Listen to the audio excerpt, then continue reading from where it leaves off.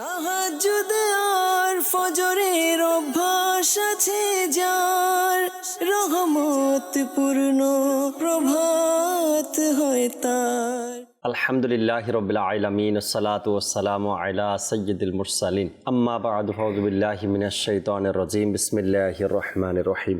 আসসালাতু ওয়াসসালামু আলাইকা ইয়া রাসূলুল্লাহ ওয়া আলা আলিকা ওয়া আসহাবিকা ইয়া হাবিবাল্লাহ। আসসালাতু ওয়াসসালামু আলাইকা ইয়া নবিয়াল্লাহ ওয়া আলা আলিকা ওয়া আসহাবিকা ইয়া নূরাল্লাহ। মাদানী চ্যানেলের দর্শক শ্রোতা, আলহামদুলিল্লাহ আবার উপস্থিত হয়েছে রহমতপূর্ণ প্রবাদ অনুষ্ঠান নিয়ে। যে যেখান থেকে আমাদের অনুষ্ঠান দেখছেন, দূরে কিংবা কাছে, দেশে কিংবা প্রবাসে, সকল দর্শককে জানাই আন্তরিক মোবারকবাদ। আল্লাহ তাআলার দয়া, আলহামদুলিল্লাহ রাব্বিল আলামিন, মাহে মুহররম আমাদের মাঝে চলমান রয়েছে, আর আশুরার দিন সামনে। আর বিশেষ করে এই মাস যখনই আমাদের মাঝে আগমন করে, নবী পাক সাল্লাল্লাহু আলাইহি সাল্লামের ঘরের বিশেষ ব্যক্তিবর্গদেরকে নিয়ে আমরা আলোচনা বেশি করি, এবং হুজুর সাল্লাল্লাহু আলাইহি সাল্লামের আওলাদদেরকে নিয়ে আমরা বেশি আলোচনা করে থাকি। এই মাসটা তাদের সাথে এক বিশেষভাবে সম্পর্কিত, অর্থাৎ এই মাসে তাদের সাথে যে ঘটনা ঘটেছে, এই ঘটনাকে কেন্দ্র করেই কিন্তু মানুষ, মুসলমান, এই মাসে মুহররম মাসে হুজুর সাল্লাল্লাহু আলাইহি সাল্লামের আওলাদদেরকে বেশি পরিমাণে স্মরণ করে থাকি। মাহে মুহররমকে আল্লাহ তাবারক ওয়া তাআলা আমাদের জন্য ইবাদতের মাস বানিয়ে দিক, আমরা যেন ইবাদত রিয়াজত এই মাসে বেশি করতে পারি। নবী রাহমাত শফি উম্মাত সাল্লাল্লাহু তাআলা আলাইহি ওয়াসাল্লামের আলিশান ফরমান হচ্ছে, তোমরা যেখানেই থাকো না কেন আমার উপর দুরূদ শরীফ পাঠ করো, কেননা তোমাদের দুরূদ আমার নিকট পৌঁছে থাকে। সল্লু আলাল হাবিব সাল্লাল্লাহু তাআলা আলা মুহাম্মদ সাল্লাল্লাহু তাআলা আলাইহি ওয়াসাল্লাম। মাদানী চ্যানেলের দর্শক শ্রোতা, আজকে রহমতপূর্ণ প্রবাদ অনুষ্ঠানে কোরআনে পাকের তেলাওয়াত শুনবো, হামদে বারি তাআলা, নাতে রসুলে মকবুল সাল্লাল্লাহু আলাইহি সাল্লাম। এর পাশাপাশি আজকের অনুষ্ঠানে একটি বিষয় নিয়েছি আলোচনা করার জন্য, নেকির দাওয়াত দেওয়ার জন্য, ভালো কিছু কথা আপনাদের পর্যন্ত পৌঁছানোর জন্য। চলুন দর্শক শ্রোতা, দেরি না করে আজকের অনুষ্ঠানে শুরুতে আমরা কোরআনে পাকের তেলাওয়াত শুনি, এবং এর পাশাপাশি স্ক্রিনে কোরআনে পাকের তরজমাও আমরা দেখে নেব আল্লাহ চাই ইনশাআল্লাহ তাআলা। জি, কোরআনে পাকের তেলাওয়াত শুনি। আউযু বিল্লাহি মিনাশ শাইতানির রাজীম। বিসমিল্লাহির রহমানির রহিম। ইন কানাত ইল্লা সাইহাতান ওয়াহিদাতান ফাইযা হুম খামিদুন। ইয়া হাসরাতান আলাল ইবাদ ما يأتيهم من رسول إلا كانوا به يستهزئون ألم يروا كم أهلكنا قبلهم من القرون أنهم إليهم لا يرجعون صدق الله العظيم. সুবহানাল্লাহ, সুবহানাল্লাহ। কোরআনে পাকের এই আয়াতে কারিমাগুলো যা আমরা শুনেছি, এর মধ্যে চমৎকার কিছু কথা আল্লাহ তাআলা ইরশাদ করেছেন। যখন তাদের কাছে রসুল প্রেরণ করা হয়, তারা তখন ওই নবী রসুলের সাথে ঠাট্টা বিদ্রুপ করে। এরপর পরে ধ্বংসের কথা আয়াতে পাকের মধ্যে বলা হয়েছে। আল্লাহ তাবারক ওয়া তাআলার কোনো নবী বা রসুলকে অস্বীকার করা, ঠাট্টা বিদ্রুপ করা, মানে আল্লাহ তাআলার কোনো হুকুমকে অস্বীকার করা। কারণ নবী রসুলদেরকে আল্লাহ তাবারক ওয়া তাআলা পাঠিয়েছেন ওই গোত্রের জন্য। যখন তারা অস্বীকার করে বা ঠাট্টা বিদ্রুপ করে, তখন আল্লাহ তাআলার হুকুমকে, আল্লাহ তাআলার নিদর্শনকে, আল্লাহ তাবারক ওয়া তাআলার এই কুদরতি সিস্টেমকে সেজন্য অস্বীকার করলো। আল্লাহ তাআলা আমাদেরকে বোঝার তৌফিক দিক। আল্লাহ তাআলা আমাদের নবী হুজুরে আরবি সাল্লাল্লাহু আলাইহি সাল্লামের প্রতি সত্যিকারের ভালোবাসা আমাদেরকে অর্জন করার তৌফিক দিক। দর্শক শ্রোতা, আজকের চমৎকার এক বিষয় নিয়েছে অনুষ্ঠানে আলোচনা করার জন্য। যেহেতু এই মাস মুহররম মাস, আর এই মাসে নবী করিম সাল্লাল্লাহু আলাইহি সাল্লামের যে বংশধর রয়েছেন, যা তার আওলাদগণ রয়েছেন, তাদেরকে নিয়ে আমরা আলোচনা করি। তো আজকের অনুষ্ঠানে এমন মহান দুইজন সত্তার আলোচনা নিয়ে আমরা উপস্থিত হয়েছি, আলোচনা করবো আল্লাহ চাই ইনশাআল্লাহ তাবারক ওয়া তাআলা। আর তারা দুই মহান সত্তা হলো খাতুনে জান্নাত এবং আলী রাদিয়াল্লাহু তাআলা আনহু, অর্থাৎ মা ফাতেমাতুজ জোহরা রাদিয়াল্লাহু তাআলা আনহা এবং মাওলা আলী রাদিয়াল্লাহু তাআলা আনহু। এই মহান দুইজন সত্তার ব্যাপারে আজকে আলোচনা করব। আলোচনা করার জন্য আজকে মঞ্চে আলহামদুলিল্লাহ স্টুডিওতে আমাদের ইমরান ভাই আছেন। আল্লাহ চাহে অনেক কিছু তথ্য আজকে আমরা অনুষ্ঠানে জানতে পারবো, শিখতে পারবো। যেহেতু এই মাস ইসলামের মধ্যে, অর্থাৎ আমার নবী সাল্লাল্লাহু আলাইহি সাল্লামের দৌহিত্র যে তাদের আত্মত্যাগ, কোরবানি এবং সেই মহান ব্যক্তিরা যাদের ঘর থেকে এসেছেন, খাতুনে জান্নাত এবং মাওলা আলী রাদিয়াল্লাহু তাআলা আনহু, তাদের ব্যাপারে আজকে আমরা জানার চেষ্টা করব ইনশাআল্লাহ তাবারাক ওয়া তাআলা। আলোচনায় যাওয়ার পূর্বে রফিক ভাই আছেন আমাদের সাথে, আমরা একটি হামদে বারি তাআলা শ্রবণ করব, এরপর ইনশাআল্লাহ তাআলা আজকের যে বিষয় নিয়েছি এ নিয়ে আলোচনা করার চেষ্টা করব ইনশাআল্লাহ তাআলা। জি রফিক ভাই।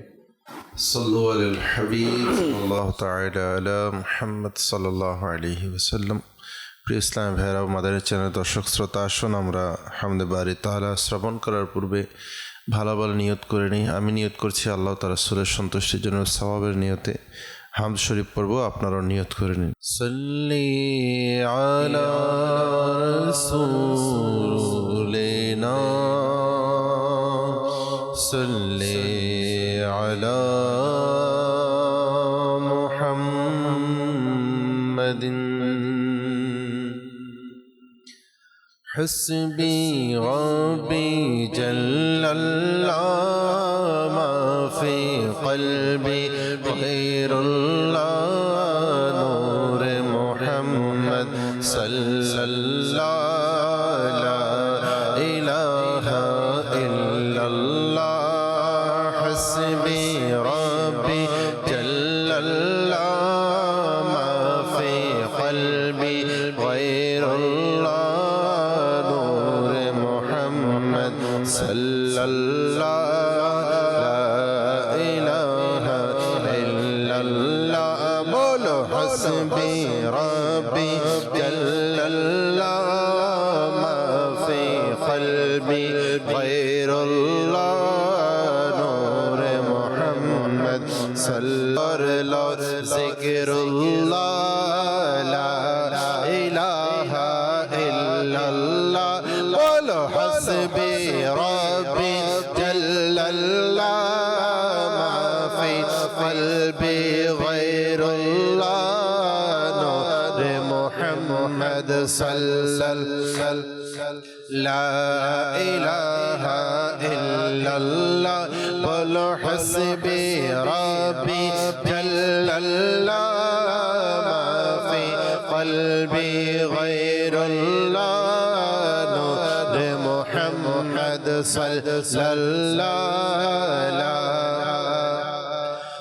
إلا الله প্রিয় বনকে বললেন মার বলো না কি করেছিলে আমার আশার পূর্বে কি চুপি চুপি পড়েছিলে প্রিয় বনকে বললেন মার বলো না কি করেছিলে আমার আশা পড়বে কি চুপি চুপি পড়েছিলে প্রিয় বোন পড়ল যখন কোরআন শুনে ওমর তখন প্রিয় বোন প্রিয় বেলাল হাবশীকে ভালোবাসেন প্রিয়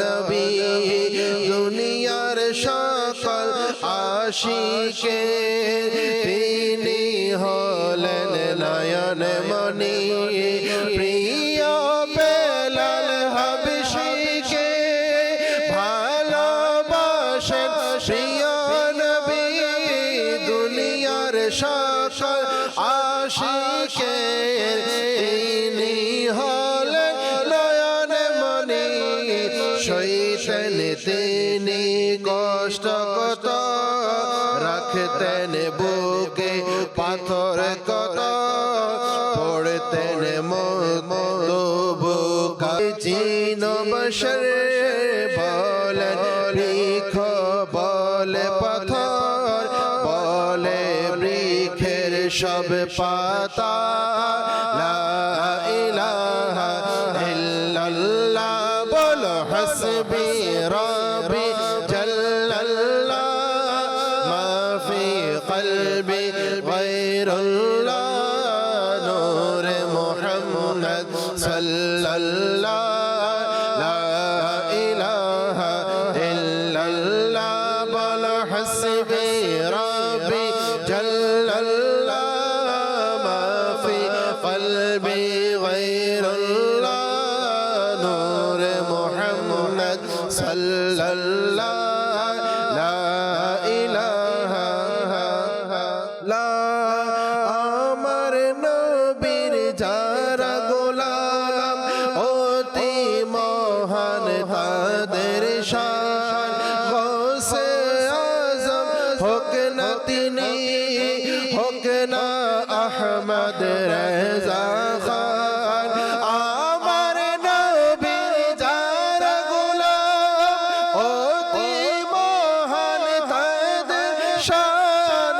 গৌসে আজম হোক না তিনি হোক না আহমদ রেজা খান মনে পড়ে কি সে কথা 90 লক্ষ করল খাজা পড়ালেন মধুর কালেমা লা ইলাহা ইল্লাল্লাহ বল হাসবি রব্বি জাল্লাল্লাহ মা ফি কলবি গায়রুল্লাহ নূর মুহাম্মদ সাল্লাল্লাহ লা ইলাহা ইল্লাল্লাহ বল হাসবি রব্বি জাল্লাল্লাহ মা ফি কলবি গায়রুল্লাহ নূর মুহাম্মদ সাল্লাল্লাহ লা ইলাহা ইল্লাল্লাহ লা ইলাহা ইল্লাল্লাহ লা ইলাহা ইল্লাল্লাহ লা ইলাহা ইল্লাল্লাহ লা ইলাহা ইল্লাল্লাহ সুবহানাল্লাহ সুবহানাল্লাহ। আল্লাহ তাবারক ওয়া তাআলার প্রশংসা হামদে বারি তাআলা আমরা শুনছিলাম। সুবহানাল্লাহ সুবহানাল্লাহ। মাদানী চ্যানেলের দর্শক শ্রোতা, শুকরিয়া আদায় করা দরকার আমাদের বারবার বারবার। কেননা যদি মাদানী চ্যানেল না থাকতো হয়তো বা আমরা অন্য কোনো কাজে অন্য কোনোভাবে নিজের সময় অতিবাহিত করে দিতাম। আল্লাহ তাআলা কবুল করে নিক, মিলেমিশে যেন আমরা সবাই মাদানী চ্যানেলের সুন্দর কাজগুলো করতে পারি। আল্লাহ তাআলা সে তৌফিক আমাদেরকে দান করুন। দর্শক, আজকের যে বিষয় নিয়েছি খাতুনে জান্নাত ও মাওলা আলী রাদিয়াল্লাহু তাআলা আনহুম, ইনশাআল্লাহ তাবারক ওয়া তাআলা শুনবো ইমরান ভাই থেকে আজকের এই বিষয় নিয়ে গুরুত্বপূর্ণ আলোচনা। খাতুনে জান্নাত রাদিয়াল্লাহু তাআলা আনহার যে অবদান ইসলামের মধ্যে, তার যে কোরবানি ইসলামের জন্য, তার যে আত্মত্যাগ ইসলামের জন্য, তার যে কষ্ট, তার যে প্রত্যেকটা বিষয় যদি আমরা দেখি, তবে পুরো পৃথিবীর সাক্ষী যে খাতুনে জান্নাত রাদিয়াল্লাহু তাআলা আনহা ইসলামের জন্য কি করে গিয়েছেন। এরপরে যদি আমরা দেখি মাওলা আলী রাদিয়াল্লাহু তাআলা আনহু, এর যে আত্মত্যাগ ইসলামের জন্য, এর যে কোরবানি ইসলামের জন্য, এর যে শান ও মান কিতাবের মধ্যে বর্ণিত রয়েছে। নবী করিম সাল্লাল্লাহু আলাইহি সাল্লাম নিজে মাওলা আলী রাদিয়াল্লাহু তাআলা আনহুর ব্যাপারে বয়ান করেছেন, ইরশাদ করেছেন তার মর্যাদা সম্পর্কে। এগুলো যখন আমাদের সামনে এসে যায় বা আমরা অধ্যয়ন করি বা আমরা শুনি, তখন সাহাবে কেরামের প্রতি, এই সকল ঘরের প্রতি, এই সকল বংশের প্রতি আমাদের ভালোবাসা আরও বেড়ে যায়। আর এটাই হলো আল্লাহ তার রাসূলের সন্তুষ্টিমূলক কাজ, আর এবং তাদের আল্লাহ তার রাসূলকে খুশি করার মতন একটি কাজ। আল্লাহ তাআলা বোঝার তৌফিক দিক। কিছু আলোচনা শুনি আমরা ইমরান ভাই থেকে, এরপরে নাত রাসূল মকবুল সাল্লাল্লাহু আলাইহি সাল্লাম শুনবো। জি ইমরান ভাই। মাওলা আলী রাদিয়াল্লাহু তাআলা আনহু এবং জান্নাতের রমণীদের সরদার মা ফাতেমা রাদিয়াল্লাহু তাআলা আনহা উভয়ের নিকাহের মাধ্যমে যে একটা পরিবার যে গঠন হয়েছে, সুবহানাল্লাহ। এই পরিবার আপনার পৃথিবীর ইতিহাসের মধ্যে এমন একটি পরিবার, হ্যাঁ, যদি কোনো ব্যক্তি কিছু শিখতে চায়, জি, স্বামী স্ত্রীকে কেমন হওয়া উচিত, একটা পরিবার মেনটেন করার তরিকা কেমন হওয়া উচিত, একে অপরকে মেনে নেওয়ার পদ্ধতি কি, তো আলহামদুলিল্লাহ মা ফাতেমা রাদিয়াল্লাহু তাআলা আনহা এবং মাওলা আলী রাদিয়াল্লাহু তাআলা আনহু হচ্ছে প্র্যাকটিক্যাল। একটা পরিবারের মধ্যে জাকির ভাই, জি, একটা পরিবারের ফ্যামিলির শান্তির জন্য কয়েকটা জিনিসের প্রয়োজন, বাধ্যতামূলক না হয় যেমন যে কোনো ধরনের পরিবার হোক না কেন সেটা ধ্বংস অনিবার্য। নাম্বার 1, স্বামী স্ত্রী উভয়ের মাঝে সবর, বিশেষ করে মহিলাদের জন্য, জি, ধৈর্য। নাম্বার 2, শুকর। জি। নাম্বার 3, একে অপরকে মেনে নেওয়া। এই সবর, শুকর, একে অপরকে মেনে নেওয়া মানে একে অপরকে বুঝতে পারা, যে মানে স্বামীর পক্ষ থেকে কিছু বললে স্ত্রী সেটাকে সহজে গ্রহণ করা, পজিটিভ মাইন্ডে। স্ত্রীর পক্ষ থেকে যদি কিছু হয় স্বামী পজিটিভ মাইন্ডে গ্রহণ করা। এই বিষয়গুলা মাওলা আলী রাদিয়াল্লাহু তাআলা আনহু এবং মা ফাতেমা রাদিয়াল্লাহু তাআলা আনহার মাঝে ছিল খুবই এক প্রকার মানে পৃথিবীর মানুষের জন্য শিক্ষণীয়। রাইট। যেমন কিতাবের মধ্যে এসেছে, যেটার বর্ণনা মাওলা আলী রাদিয়াল্লাহু তাআলা নিজেই বর্ণনা করতেছেন, সুবহানাল্লাহ, যে কখনো এমন ঘটে নাই যে ফাতেমা রাদিয়াল্লাহু তাআলা আনহা যে মাওলা আলী রাদিয়াল্লাহু তাআলা আনহুর প্রতি রাগান্বিত হয়েছেন। এখানে যে আপনার এক স্বামী তার স্ত্রীর ব্যাপারে বলেন যে কখনো এমন হয় নাই যে মা ফাতেমা ওনার প্রতি কী হয়েছেন, রাগান্বিত হয়েছে। এটা হচ্ছে স্বামী কর্তৃক স্ত্রীর প্রশংসা। আর যদি আমরা দেখি মা ফাতেমা রাদিয়াল্লাহু তাআলা আনহা কাছে একদিন মাওলা আলী রাদিয়াল্লাহু তাআলা আনহু 3 দিন আপনার খাবারের তেমন কোনো ছিল না, ব্যবস্থা ছিল না। তো যখন 3 দিন পরে হযরত আলী রাদিয়াল্লাহু তাআলা আনহু মা ফাতেমা রাদিয়াল্লাহু তাআলা আনহাকে যখন বললেন যে ঘরে আমাদের খাবারের কি ব্যবস্থা আছে, কি রাখা আছে, তখন মা ফাতেমা রাদিয়াল্লাহু তাআলা আনহা বলেন যে 3 দিন পর্যন্ত আমাদের তেমন কোনো ব্যবস্থা নেই। আচ্ছা, খাবার বলতে তেমন কোনো ব্যবস্থা ছিল না। যখন হযরতে আলী রাদিয়াল্লাহু তাআলা আনহু বলল যে আপনি আমাকে কেন বলেন নাই, আমি তো চেষ্টা করতাম কিছু না কিছু ব্যবস্থা করার জন্য। তো ফাতেমা রাদিয়াল্লাহু তাআলা আনহা মাওলা আলী রাদিয়াল্লাহু তাআলা আনহুকে বলেন, আমার আব্বাজান আল্লাহর হাবিব রাহমাতুল লিল আলামিন সাল্লাল্লাহু তাআলা আলাইহি ওয়াসাল্লাম আমাকে বলেছেন তুমি কখনো আলীর ঘরে নিজের থেকে আলীর কাছে কখনো কোনো কিছু চাইবে না। আল্লাহ আল্লাহ, যদি হযরত আলী স্বেচ্ছায় যদি কোনো কিছু দেয় সেটাকে গ্রহণ করবে। সুবহানাল্লাহ। জাকির ভাই, এর মধ্যে অনেক কিছু শিখা, রাইট, যেটা আমাদের জন্য সবচেয়ে বড় শিক্ষণীয়, যে মা বাবা তার সন্তানকে কি শিখাবে। আজকে অভিযোগের শেষ নেই। বিয়ের বয়স 6 দিন অথবা 9 দিন, এখানে হাজার অভিযোগ শুরু হয়ে গেছে। না সবর আছে না শুকর আছে। আপনার মা ফাতেমা রাদিয়াল্লাহু তাআলা আনহা তিনি বলেন যে আল্লাহর হাবিব আমাকে বলেছেন যে তুমি নিজের থেকে কিছু চাইবে না, হযরত আলী যা ব্যবস্থা করে সেটাকে সদর কি করবে, গ্রহণ করবে। সুবহানাল্লাহ, সুবহানাল্লাহ। এই যে এই জিনিসটা শোনার পরে মাওলা আলী রাদিয়াল্লাহু তাআলা কত খুশি হয়েছেন মা ফাতেমার উপর।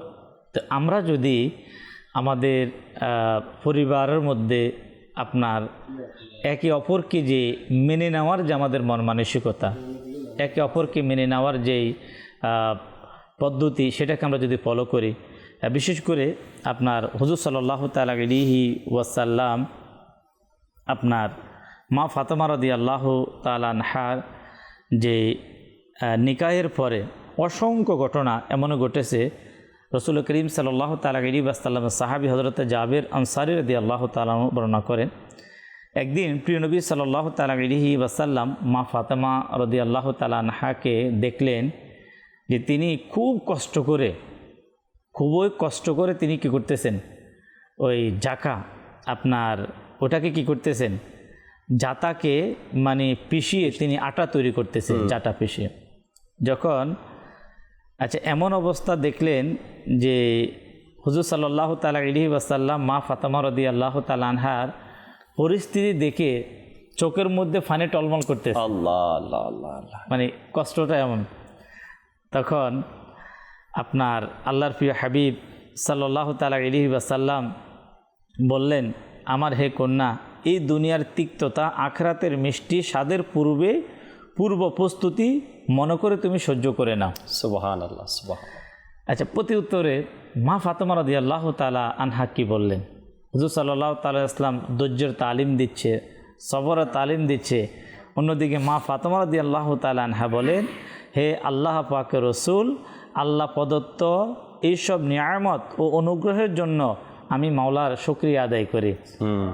মানে তিনি একথা বলেন নাই কষ্টে আছি, মুসিবতে আছি, পারছি না। তিনি উল্টা কি করতেছে, তিনি শুকরিয়া আদায় করে তিনি বললেন যে আমি আল্লাহ পাকের শুকরিয়া আদায় করি, এই জন্য আমি তার প্রশংসা করি। সাথে সাথে কোরআনুল কারীমের আয়াতে মোবারকা নাজিল হয়েছে। সুবহানাল্লাহ। যে আয়াতে মোবারকার তরজমা হচ্ছে, তোমার প্রভু অতি শীঘ্রই তোমাকে এত দিবে তুমি খুশি হয়ে যাবে। সুবহানাল্লাহ সুবহানাল্লাহ। দেখে সুবহানাল্লাহ। যে আপনার মাওলা আলী রাদিয়াল্লাহু তাআলা আনহু এবং মা ফাতেমা রাদিয়াল্লাহু তাআলা আনহার মাঝে অনেকগুলো বিষয় শিক্ষণীয়, এগুলো আমি পরেই বলছি।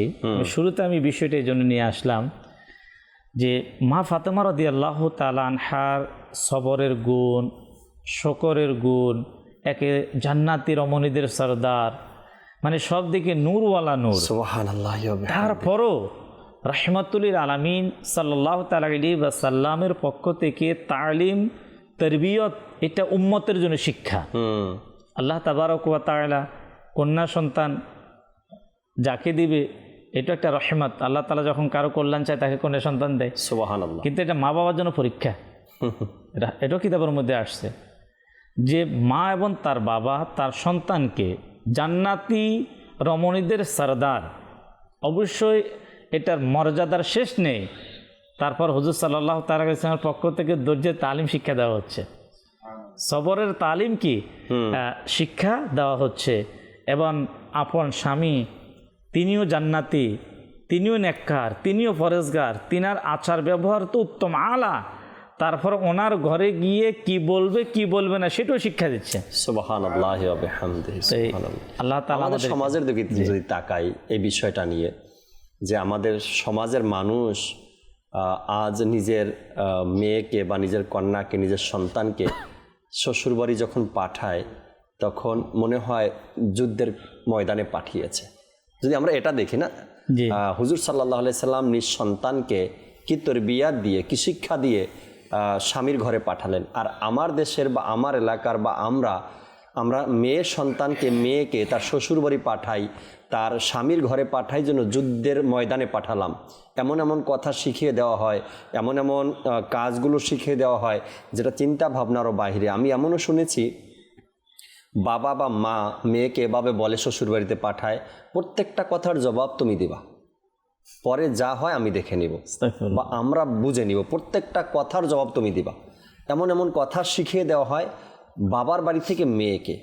সেই সংসারে কখনো সুখ শান্তি এটা কিভাবে আশা করতে পারেন আপনি? যারা জাকির ভাই যারা এমন করে তাদের রেজাল্টও পরে দেখা যায় কেমন, জিরোই আসে, তাই না? জিরোই আসে, রেজাল্টটা জিরোই আসে। এবং বদনামি, মান সম্মান এবং সুখের সংসার কোনোটাই নসিব হয় না। কিন্তু সুন্নাত মোতাবেক, ইসলাম মোতাবেক যে হুজুর সাল্লাল্লাহু আলাইহি সাল্লামের শাহজাদিগঞ্জে তরিকা রেখে গেছেন ইসলামী বোনদের জন্য, সেটাকে ফলো করার মধ্যেই রয়েছে কল্যাণ আর রয়েছে দুনিয়া এবং আখেরাতের মঙ্গল। সেটাকে যদি আমরা অনুসরণ না করে, ফলো না করি, আর দুনিয়াবি কিছু দেখি এবং সেটাকে অনুসরণ করি, তো সেটার মধ্যে কল্যাণ আর মুক্তি তো কখনোই থাকবে না। নবী করিম সাল্লাল্লাহু তাআলা আলাইহি ওয়াসাল্লাম নিজ সন্তানকে, শাহজাদিকে আল্লাহ তাআলার সন্তুষ্টিমূলক কাজের কথা বলতেন এবং সান্ত্বনা দিতেন।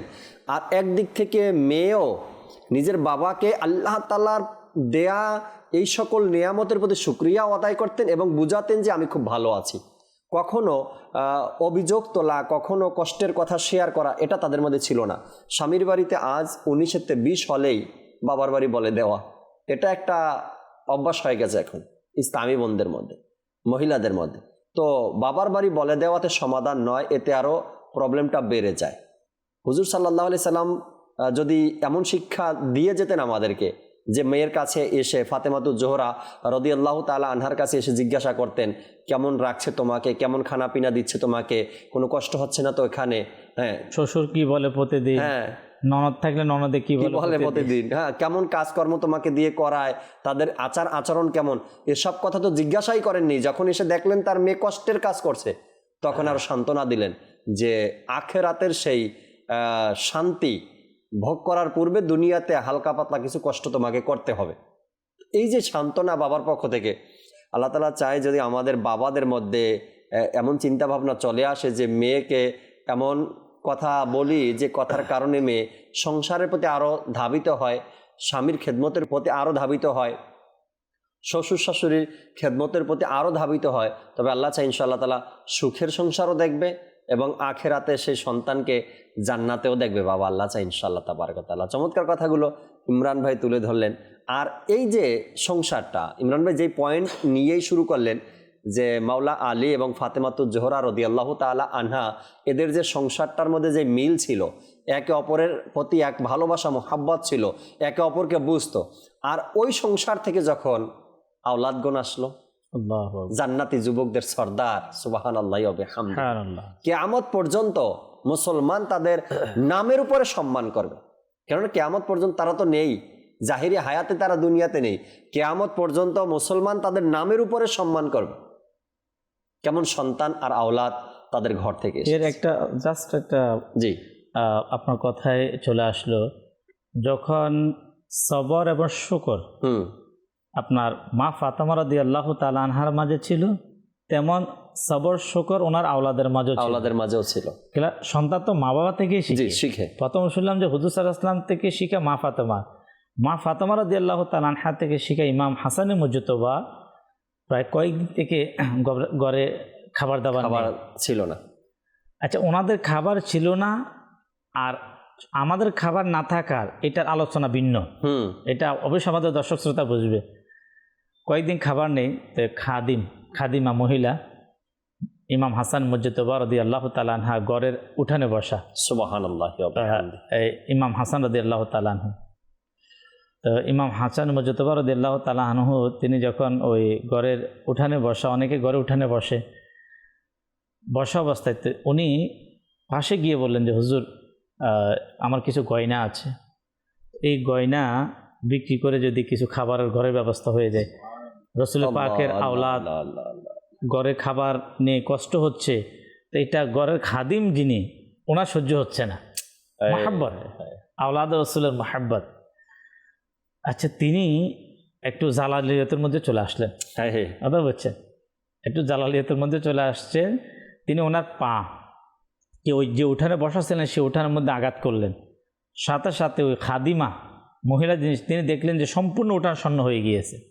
আল্লাহ, তিনি এটা বোঝাতে চাচ্ছেন যে আমরা সম্পদের মহতাজ না, যে ওই যে ধৈর্য ধারণ করা, কয়েকদিন থেকে খাবার নেই, ক্ষুধার যন্ত্রণা সহ্য করা, এটা ছিল ওনার আম্মাজান খাতুনে জান্নাত মা ফাতেমা জাহরা রাদিয়াল্লাহু তাআলা আনহার তালিম এবং শিক্ষা। সুবহানাল্লাহ। আর এই শিক্ষাটা পেয়েই যখন সন্তানগুলো বড় হয়েছে, কারবালার ময়দানে গিয়েছে ইসলামের সম্মানকে রক্ষা করতে, ইসলামের পতাকাকে উত্তোলন করতে, সেখানে ও শব্দটাও করেনি।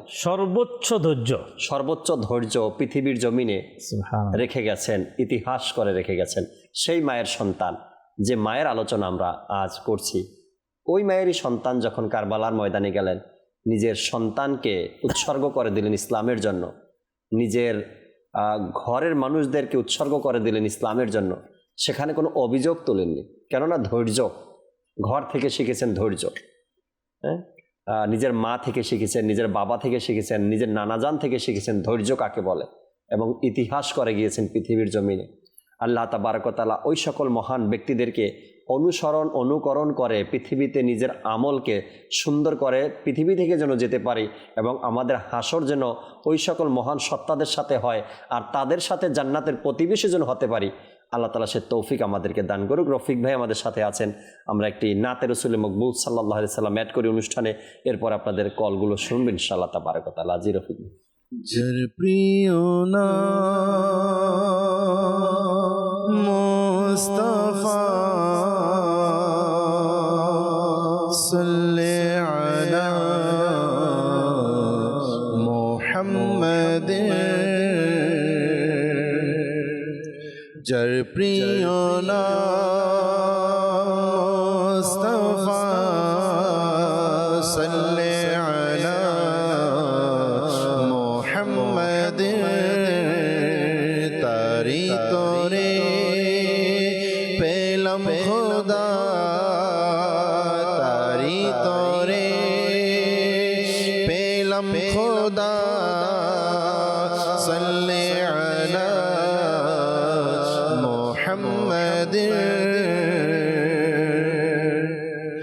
روح الأمين গেলেন রয়ে নবী গেলেন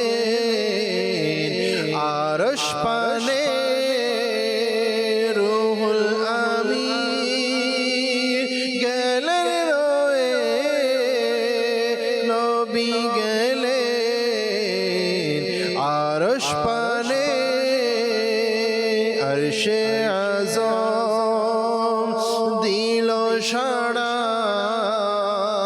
আরশে আযম দিল সাড়া সাল্লি আলা মুহাম্মাদ যার প্রিয় নাম মুস্তাফা সাল্লি আলা মুহাম্মাদ বিপদ তাহার দূর হয়েছে ভাগ্য তাহার খুলে গেছে বিপদ তাহার দূর হয়েছে ভাগ্য তাহার খুলে গেছে যে পড়েছে ये वजीफा যে পড়েছে ये वजीफा सल्ले अला मुहम्मद যার প্রিয় নাম মুস্তাফা सल्ले अला মুহাম্মদ যখন ফেরেশতা কবরে নবীর চেহারা দেখাবে যখন ফেরেশতা কবরে নবীর চেহারা দেখাবে পড়ি যেন সেথায় খোদা পড়ি যেন সেথায় খোদা সাল্লি আলা মুহাম্মাদ পড়ি যেন সেথায় খোদা সাল্লি আলা মুহাম্মাদ দেহ পিঞ্জির হতে আমার আত্মা যখন নেবে বিদায় দেহ পিঞ্জির হতে আমার আত্মা যখন নেবে বিদায় মুখে যেন থাকে খোদা মুখে যেন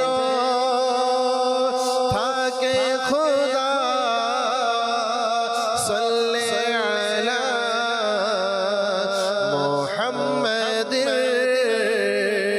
যার প্রিয় নাম মুস্তাফা সাল্লি আলা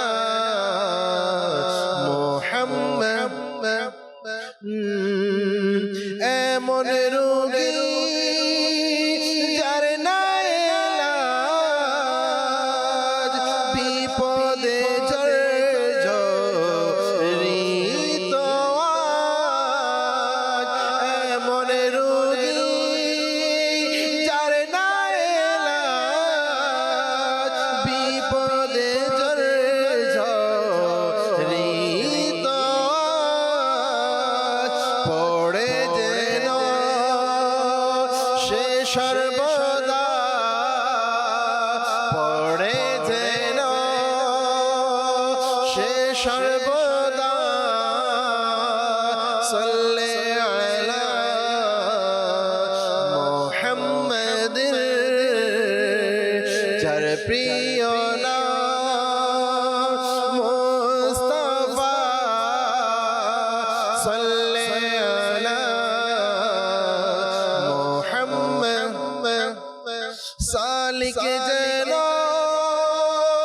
হাসর মাঠে প্রিয় নবীর চরণ ধরে সালিক যেন হাসর মাঠে প্রিয় নবীর চরণ ধরে বলে যেন সে থায় খোদা বলে যেন সে থায় খোদা সাল্লি আলা মুহাম্মাদিন যার প্রিয় নাম মুস্তাফা সাল্লি আলা মুহাম্মাদিন তারি তরে পেলাম খোদা সাল্লি আলা মুহাম্মাদিন। সুবহানাল্লাহ, সুবহানাল্লাহ, মাশাআল্লাহ। আল্লাহ তাআলা কবুল করুক। চমৎকার কালাম আমরা শুনতেছিলাম দর্শক শ্রোতা। সাল্লি আলা মুহাম্মদ। হয়তো এই কালামটা দাওয়াত ইসলামীর মাধ্যমে, মাদানী চ্যানেলের মাধ্যমে প্রায় ঘরে ঘরেই এখন। আল্লাহ তাআলা কবুল করেনি। এমন চমৎকার কালামগুলো যখন নাতখা ইসলামীরা শোনান, তখন মনে হয় মদিনার প্রতি ভালোবাসা আমাদের আরো শতগুণ বেড়ে যায়। ওই নামের প্রতি ভালোবাসা আমাদের আরো অনেক গুণ বেড়ে যায়। আলহামদুলিল্লাহ রাব্বিল আলামিন। আল্লাহ তাআলা কবুল করেনি। দর্শকের কিছু কল আছে আমাদের সাথে, কলগুলো আমরা শুনবো, এরপরে আবারও আলোচনায় ফিরবো। আল্লাহ চাই। জি, কল শুনিয়ে দিই। আমার নাম মোহাম্মদ জুবাইর হোসেন, আমার বাড়ি বগুড়া। আলহামদুলিল্লাহ, মাদানী চ্যানেল অনুষ্ঠান রহমত সুন্নাহ প্রবাদ প্রায় সময় দেখি। আমাকে একটি নাচ শরীফ শুনিয়ে দিন। আমায় কাছে ডেকে নাও না মাদানী মদিনাওয়ালা। রফিক ভাই আছেন আমাদের সাথে, একটু নোট করে রাখেন। আমায় কাছে ডেকে নাও না মাদানী মদিনাওয়ালা। এই কালামের 1-2 পংক্তি আমাদেরকে শোনাবেন ইনশাআল্লাহ তাআলা। জি, পরবর্তী কল দেন। চট্টগ্রাম চকবাজার থেকে বলছিলাম। মাশাআল্লাহ, আপনাদের মাদানী চ্যানেলে নিয়মিত অনুষ্ঠান রহমতপূর্ণ প্রবাদ আমি নিয়মিত আমার পরিবারের সকলকে নিয়ে আমি দেখতে থাকি। আলহামদুলিল্লাহ, আমার মন ভরে যায়। সকলকে ধন্যবাদ। মাশাআল্লাহ, মাশাআল্লাহ। জি, পরবর্তী কল দেন। আমার নাম মোহাম্মদ হানিফ। রহমতপূর্ণ প্রবাদ দেখতে আমার খুব ভালো লাগে। এসেছি নবী তোমার দ্বারে, দিদার তবু দাও না মোরে। এই কালামটি শুনিয়ে দিলে খুশি হব। মাশাআল্লাহ, মাশাআল্লাহ। ট্রাই করবেন আমাদের রফিক ভাই, যদি সম্ভব হয় শোনাবেন। পরবর্তী কল দেন। কতুয়া রহিমানাতে বলছি, আপনাদের চ্যানেলটা অনেক ভালো লাগে। আমরা সবসময় চ্যানেলটা দেখি আর আপনাদের চ্যানেলটাতে অনেক সুন্দর লাগে। পীর মাসায়ের কথা আলোচনা হয়, বিভিন্ন বয়ান, এগুলো অনেক ভালো লাগে। মাশাআল্লাহ, শুকরিয়া সাথে থাকার জন্য, সুন্দর অভিমত দেওয়ার জন্য। পরবর্তী কল দেন। নীলফামারী থেকে মমিনুল ইসলাম নদী বলছিলাম। রহমতুল্লাহ প্রোগ্রামটি দেখছি, মাশাআল্লাহ খুব সুন্দর লাগছে, ভালো লাগছে। একটি নাতে রসুল শোনার আবেদন রইল, সেটা হচ্ছে চমক তুঝসে পাতে হে সব পানে ওয়ালে মেরা দিল হি চমকা দে চমকানে ওয়ালে। মাশাআল্লাহ, মাশাআল্লাহ। জি, ট্রাই করবো আমরা ইনশাআল্লাহ তাআলা আপনাকে কালাম শোনানোর জন্য, এবং কালামের পাশাপাশি সুন্দর অভিমতও আপনি আমাদেরকে শোনালেন। আপনার ব্যক্তিগত অভিমত শুনেও ভালো লেগেছে। আল্লাহ তাআলা কবুল করেন। পরবর্তী কল দেন। মোহাম্মদ আরমান বেতন্দি থেকে বলতেছি, টিভিতে দেখতেছি, খুব ভালো লাগলো। আপনারা দোয়া করবেন, আপনারা যেন আমরা দোয়া করি আল্লাহ মাদানী চ্যানেলের আরো সামনে আরো নিয়ে আগে দেখতে পারেন। আমিন, আমিন। আল্লাহ তাআলা কবুল করে নিক। পাশাপাশি ছোট্ট একটা আরজও করব আমি আপনাদেরকে। মাদানী চ্যানেল আলহামদুলিল্লাহ রাব্বিল আলামিন আপনাদের দান অনুদানে চালানো হয়ে থাকে। এই মাদানী চ্যানেল যে চলে, দেখেন আপনারা, পুরা পৃথিবীর মধ্যে মাদানী চ্যানেল চলছে আলহামদুলিল্লাহ রাব্বিল আলামিন। এই চ্যানেল চলে আপনার আমার অনুদানের মাধ্যমে, আর্থিক সহযোগিতার মাধ্যমে। আমরা সবাই মিলে যদি মাদানী চ্যানেলকে আরো একটু ভালোভাবে সহযোগিতা করি, তো আরো সুন্দর মতো মাদানী চ্যানেল পরিচালনা করা সম্ভব হবে। আপনাদের আর্থিক সাপোর্ট আমাদের আরও দরকার। আশা রাখি ইনশাআল্লাহ তাবারাক ওয়া তাআলা যাদের নিয়ত আগে করা ছিল আপনারা পাঠিয়ে দিবেন বা দিয়েছেন। নতুন করে যারা এখন শুনতেছেন আমি আপনাদেরকে বলবো মাদানী চ্যানেলের জন্য মাসিক যদি হয় তো মাসিক নিয়ত করে নিন, আমি এত হাজার এত লাখ করে প্রতি মাসে মাদানী চ্যানেলকে দিব। আর যদি বাৎসরিক দিতে চান তাও আপনি দিতে পারবেন, যে আমি বছরে 5 লাখ টাকা মাদানী চ্যানেলকে দিব।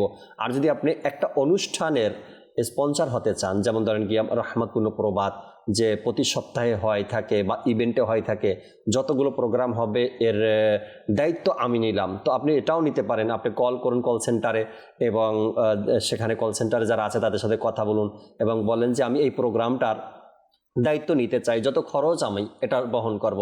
সেট হোক, মোবাইল লিগের হোক, আসা যাওয়ার হোক বা যে কোনো কাজের এটার যত খরচ আছে এটার খরচটা আমি নিব। তো আপনারা যদি এক একজনে এক একটা প্রোগ্রামের দায়িত্ব নিয়ে নেন, এক একজনে এক একটা প্রোগ্রামের দায়িত্ব নেন, তবে আশা রাখা যায় ইনশাআল্লাহ তাবারাক ওয়া তাআলা খুব সহজেই আমরা এই মাদানী চ্যানেল চালাতে সক্ষম হব। সপ্তাহে 15টা প্রোগ্রাম লাইভ হয়, এর মধ্যে রহমতপূর্ণ প্রভাত একটা আছে, আর এটা সপ্তাহে 3 দিন হয়। ইভেন্ট ছাড়া সপ্তাহে 3 দিন হয়। তো আপনি চাইলে এই প্রোগ্রামেরও দায়িত্ব নিতে পারেন, সাপ্তাহিক ইজতেমার দায়িত্ব নিতে পারেন। হ্যাঁ, এই সাপ্তাহিক ইজতেমাতে যত খরচ এটা সব আমি বহন করব। আর এটা আপনার পক্ষে সম্ভব, আপনি চাইলেই পারেন। আপনার টাকা দিয়া কত মানুষ কতভাবে কত জায়গাতে অপচয় করছে, গুনাহের কাজের মধ্যে সামিল হচ্ছে। তো আপনি চাইলে তো আপনার টাকায় একটা চ্যানেলের একটা প্রোগ্রামও চালাতে পারেন, যে প্রোগ্রাম দেখে হাজার মানুষ পরিবর্তন হচ্ছে। তো আপনাকে আমি অনুরোধ করছি যে যেখান থেকে আপনি দেখছেন আপনাকে বলবো আপনি একটা প্রোগ্রামের দায়িত্ব নেন, বেশি না। কল সেন্টারে যোগাযোগ করুন, কল সেন্টার থেকে আপনাকে জানিয়ে দেবে কোন প্রোগ্রাম আপনি নিতে চান এবং কত টাকা তার খরচ আছে। কল সেন্টার আপনাকে আশা রাখি ইনশাআল্লাহ তাআলা জানিয়ে দেবে। আল্লাহ তাআলা আমাদেরকে মিলেমিশে এই দিনের খেদমত করার তৌফিক দিক। কিছু আলোচনা শুনবো, এরপরে রফিক ভাই যে কালামগুলো আসছে এর 1-2 পংক্তি আমাদেরকে শোনাবেন ইনশাআল্লাহ তাআলা। ইমরান ভাই ইনশাআল্লাহ। জি। সৈয়দা মা ফাতেমা রাদিয়াল্লাহু তাআলা আনহার মাঝে যে গুণ ছিল বিপদে, দুঃখে, কষ্টে, অভাবে ধৈর্য ধারণ করা, এর পাশাপাশি আপনার আল্লাহ পাকের উপর ভরসা করা। যাদের মধ্যে গুণ থাকবে আল্লাহ তাবারক ওয়া তাআলা অনেক সময় তাদেরকে দুনিয়াতেও কি করেন, সাহায্য করেন। আখিরাতে তো আল্লাহর পক্ষ থেকে ধৈর্যশীল যারা, শুকরগুজার যারা, তো তারা তো নিয়ামত অবশ্যই পাবে। আর ওই সকল ইসলামী ভাই এবং ইসলামী বোন তাদের শোনা খুবই জরুরি যে মা ফাতেমা রাদিয়াল্লাহু তাআলা আনহার মাঝে অভিযোগ না থাকার কারণে, সবর শুকর থাকার কারণে আল্লাহ তাআলা গায়বীভাবে কীভাবে সাহায্য করেন। সাহাবী রাসূল হযরতে আবু যর গিফারি রাদিয়াল্লাহু তাআলা আনহু বলেন, একবার প্রিয় নবী সাল্লাল্লাহু আলাইহি ওয়াসাল্লাম আমাকে হযরত আলী রাদিয়াল্লাহু তাআলা আনহুর ঘরে পাঠালেন ডাকার জন্য। তিনি বলেন, আমি যখন ঘরের সামনে গেলাম ডাকার জন্য, কিন্তু কোনো সাড়া পেলাম না। তখন আমি হস্তচালিত চাকা কলটি নিজেই ঘুরতে ছিল, আমি দেখলাম। মানে যেটাতে মা ফাতেমা রাদিয়াল্লাহু তাআলা চালাতেন সেটা মানুষ ছাড়াই চলতেছে। আল্লাহ আল্লাহ আল্লাহ। এরপরে হযরত আলী রাদিয়াল্লাহু তাআলা বের হলেন। আবু যর গিফারি রাদিয়াল্লাহু তাআলা বলেন, আমি হযরত আলীকে সহকারে হুজুর সাল্লাল্লাহু তাআলা আলাইহি ওয়াসাল্লামের নিকটে পৌঁছলাম। কথোপকথন চলছে। আমি প্রশ্ন করলাম, হে আল্লাহ রসুল, আলী গৃহের হস্তচালিত চাকা কলটি দেখে আমি অবাক হয়ে গেলাম। চাকা কলটি কিভাবে নিজে ঘুরছিল, অথচ তার পাশে কেউ ছিল না। প্রিয় নবী সাল্লাল্লাহু তাআলা আলাইহি ওয়াসাল্লাম বললেন, আমার কন্যা ফাতেমা এমন একজন রমণী যার অন্তর সর্বদা আল্লাহ পাকের প্রতি ঈমান এবং ইয়াকিনের পূর্ণ, মানে তার অন্তরটা ইয়াকিনের উপর, ভরসার উপর পূর্ণ। তাই তিনি তার জীবন পরিচালনার ক্ষেত্রে গায়বীভাবে সাহায্য করে থাকেন। আচ্ছা, এরপর কি বললেন, তুমি জানো না? আবু যর গিফারি রাদিয়াল্লাহু তাআলাকে বলেন, তুমি জানো না আল্লাহ তাবারক ওয়া তাআলা এমন অনেক ফেরেশতা আছে যারা মুহাম্মদ সাল্লাল্লাহু তাআলা আলাইহি ওয়াসাল্লামের বংশকে সাহায্য করে থাকেন। আল্লাহ সুবহানাল্লাহ সুবহানাল্লাহ। এখানে আপনার এই কথাগুলো কিন্তু কোরআনে পাকের সূরা নাহালের 42 নম্বর আয়াতের সাথে মিলে যায় না? জি। এখানে আল্লাহ তাআলা কি বলছেন, যে যারা ধৈর্য ধারণ করে এবং স্বীয় প্রতিপালকের উপর ভরসা রাখে, ওই সকল ব্যক্তিদের কথা বলছেন এখানে, যারা ধৈর্য ধারণ করে। ধৈর্য, তাহলে মা ফাতেমা রাদিয়াল্লাহু তাআলা আনহার একেতে সর্বোচ্চ কষ্টর সময় সবর ছিল, এর পাশাপাশি আপনার ধৈর্য এবং শকর এর নিয়ামত আল্লাহ তাআলা দান করেছেন। একবার সাহাবী রসুল হজরতে ওসমান গনি রাদিয়াল্লাহু তাআলা আনহু হুজুর সাল্লাল্লাহু তাআলা আলাইহি ওয়াসাল্লামকে দাওয়াত পেশ করলেন। জি, আল্লাহর প্রিয় হাবিব সাল্লাল্লাহু আলাইহি ওয়াসাল্লাম সাহাবা একরামের টিম নিয়ে রওনা হলেন। ওসমান গনি রাদিয়াল্লাহু তাআলা আনহু হুজুর সাল্লাল্লাহু আলাইহি ওয়াসাল্লামের পিছনে, আল্লাহর হাবিব সাল্লাল্লাহু আলাইহি ওয়াসাল্লাম কদম রাখেন আর হযরত ওসমান গুনতে থাকেন। সুবহানাল্লাহ, সুবহানাল্লাহ। মানে কদম ওভার গুনতেছে। হুজুর সাল্লাল্লাহু তাআলা আলাইহি ওয়াসাল্লাম বললেন যে ওসমান, মানে কারণ কি, মানে প্রতি কদম গোনার আওয়াজ হুজুর সাল্লাল্লাহু আলাইহি ওয়াসাল্লাম কানে আসছিল, কানে আসতেছে। তো বলে, ইয়া রাসূলুল্লাহ সাল্লাল্লাহু আলাইহি ওয়াসাল্লাম, আমি নিয়ত করছি আপনার হুজরা মোবারক থেকে আমার ঘর পর্যন্ত আপনার যত কদম পড়বে প্রতি কদমে আমি একটা করে ওট আল্লাহ রাস্তা সাথে করব। সুবহানাল্লাহ, সুবহানাল্লাহ, সুবহানাল্লাহ। আচ্ছা, কি প্রেম! আল্লাহু এরপরে আকবার। খাবার ইন্তজাম হলো, সাহাবা একরামের মন ভরে মেহমানদারি হলো। ওই ঘরের মেহমানের মধ্যে হযরত আলীও ছিল রাদিয়াল্লাহু তাআলা। তিনি ঘরে আসলেন, মনটা একটু, এটা কি বলে, বেজার বেজার। মা ফাতেমা রাদিয়াল্লাহু তাআলা আনহা স্বামীর প্রতি কেমন! আল্লাহু আকবার। দেখেন জাকির ভাই, এটা যদি ঘরে থাকে, জি, স্বামী ঘরে আসছে, মনটা একটু মলিন, স্ত্রীর করণীয় কি? আমরা তো উল্টাটা করি, সমস্যা তো ওখানে হয়ে যায়। বুঝে না, একে অপরকে না বুঝে না। মা ফাতেমা রাদিয়াল্লাহু তাআলা আনহা তিনি বুঝতে পারলেন যে কিছু হয়তো হয়েছে। তিনি মুচকি হাসি দিয়ে খুব সাহসের সাথে বললেন, জিজ্ঞাসা করলেন। তো যখন জিজ্ঞাসা করলেন, মাওলা আলী রাদিয়াল্লাহু তাআলা আনহু ঘটনা বললেন যে আমার ভাই হযরত ওসমান তিনি এই কাজগুলো করলেন, আমার যদি তৌফিক থাকতো আমিও করতাম। আমি হুজুর সাল্লাল্লাহু আলাইহি ওয়াসাল্লামকে দাওয়াত দিতাম, সাহাবা একরাম আমার ঘরে আসতো, খাবার ইন্তজাম হতো। দেখেন এই সময়গুলাতে স্বামী মনে কষ্ট, দুঃখ, স্ত্রী হচ্ছে তার সাহায্যকারী। সাহায্যকারী না হয়ে যদি ক্ষতিকারক হয়ে দাঁড়ায় তাহলে তা শেষ। সাহায্যকারী কেমন হবে? মা ফাতেমা রাদিয়াল্লাহু তাআলা আনহার ঘরে কিছুই নেই, কিন্তু সাহস কেমন দেখেন। হযরত আলী রাদিয়াল্লাহু তাআলা আনহুকে এমন সাহস দিলেন, সুবহানাল্লাহ, বলেন আপনি দাওয়াত দেন, আপনি আল্লাহর হাবিব সাল্লাল্লাহু আলাইহি ওয়াসাল্লামকে দাওয়াত দেন, ইনশাআল্লাহ আমাদের ঘরে মেহমানদারির ব্যবস্থা হবে। সুবহানাল্লাহ। তো মা ফাতেমা রাদিয়াল্লাহু তাআলা আনহার প্রতিও মাওলা আলীর বিশ্বাস ছিল যে তিনি হুজুর সাল্লাল্লাহু আলাইহি ওয়াসাল্লামের কাছে গেলেন, দাওয়াত পেশ করলেন, দাওয়াত গ্রহণ করা হলো। যে সময় আসার কথা হুজুর সাল্লাল্লাহু আলাইহি ওয়াসাল্লাম সাহাবা একরামদেরকে নিয়ে হাজির হলেন। সুবহানাল্লাহ, সুবহানাল্লাহ। দেখেন দাওয়াত ছিল একজনের, কিন্তু হাজির অনেকে। এইদিকে মা ফাতেমা রাদিয়াল্লাহু তাআলা আনহার ইয়াকিন কিন্তু আল্লাহ তাআলার উপরে। ঘরে কিছু নেই, কিন্তু মেহমান হচ্ছে রহমতুল লিল আলামিন, আর রব তাবারক ওয়া তাআলার পক্ষ থেকে মেহমানদারির ব্যবস্থা হয়ে যাবে, এটা ছিল ইয়াকিন। তখন মা ফাতেমা রাদিয়াল্লাহু তাআলা আনহা চুলার মধ্যে পাতিল রাখলেন, আপনার শুধু খালি পাতিল সেখানে রেখে দিলেন। মতান্তর পানি ছিল, চাউল ছিল না, এই ধরনের তিনি সেখানে রেখে দিলেন। তিনি অজু করলেন, সালাত আদায় করলেন এবং সেখানে আল্লাহ তাআলার কাছে দোয়া করতেছেন, সুবহানাল্লাহ, আল্লাহ সুবহানাল্লাহ, যে তোমার হাবিবের আগমন হচ্ছে, আমার রক্ষা করার মালিক তুমি মাওলা। আল্লাহ সুবহানাল্লাহ। আমি তো জাস্ট চুলার মধ্যে বসিয়ে দিয়েছি, কিন্তু মাওলা মেহমানদারির ব্যবস্থা করে দাও। হুজুর সাল্লাল্লাহু তাআলা আলাইহি ওয়াসাল্লাম সাহাবা একরাম সকালে সেখানে হাজির হলেন। হাজির হওয়ার পরে আপনার মা ফাতেমা রাদিয়াল্লাহু তাআলা আনহা সেই পাতিলটাকে যখন মাওলা আলীকে বললেন এগিয়ে দেওয়ার জন্য, সেই পাতিলটিকে হুজুর সাল্লাল্লাহু তাআলা আলাইহি ওয়াসাল্লাম নিজে বন্টন করতেছে খাবার। সুবহানাল্লাহ। খাবার বন্টন হচ্ছে জান্নাতি খাবার। আল্লাহু আকবার। এবং হুজুর সাল্লাল্লাহু তাআলা আলাইহি মুস্কি হাসতেছে। সুবহানাল্লাহ। তো সাহাবা একরাম প্রশ্ন করেই ফেললেন।